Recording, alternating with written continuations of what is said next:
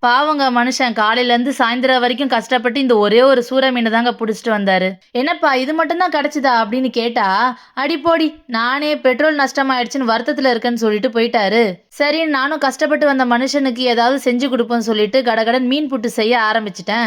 எந்தெந்த மீன்லலாம் புட்டு செஞ்சா நல்லா இருக்கும்னு சொல்லிட்டு இப்ப சொல்றேன். நோட் பண்ணி வச்சுக்கோங்க. சூரை, கேரை, சுறா, ஆக்காம்பாறை, தேலப்பாறை, குமாரப்பாறை, திருக்க, திமிலை, செம்படக்கா, ஏன் நண்டு இறால்ல கூட புட்டு வைக்கலாங்க.